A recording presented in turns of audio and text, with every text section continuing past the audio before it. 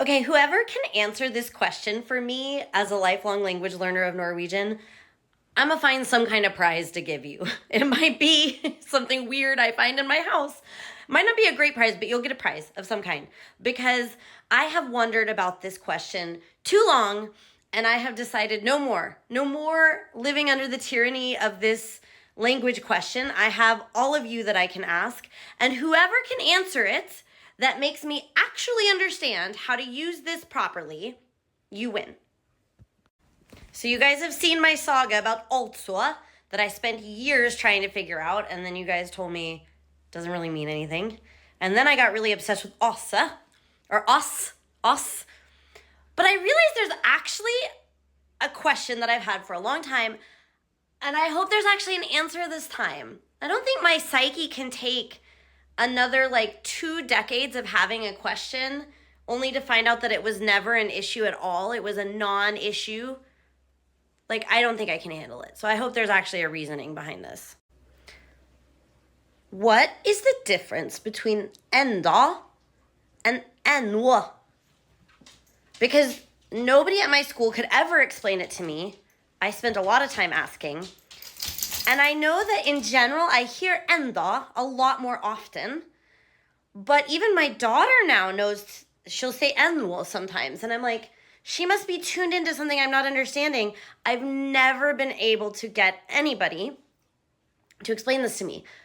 But of course, I was asking mostly second language learners at my camp.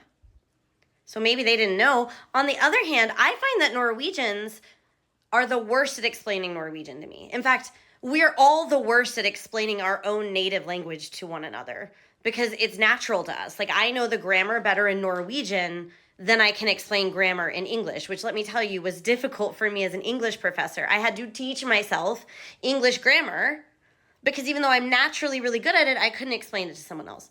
So anyway, maybe one of y'all can explain this to me. And so maybe a lot of y'all maybe explain it, but whoever explains it to get it into my brain such that I can use what you said, put the comment, make a video attempting to use it the way you said, and everybody says I got it right based on your explanation, that person wins. So if you give me a good explanation in the comments, I'll try to make a video, see if I understand. And if you got me to understand by me saying it back to you correctly in a sentence, then I'll send you some kind of silly little small thing in the mail, okay? So the pressure's on, right? Oh, and I just feel like adding, I obviously know how to use enda, use that word all the time. What I've never understood is when one would use ennå istedenfor enda. I feel like you can always just use enda, but is there a nuance or does it sound more right to use ennå sometimes? I definitely feel like that one is used less. So I know how to use enda.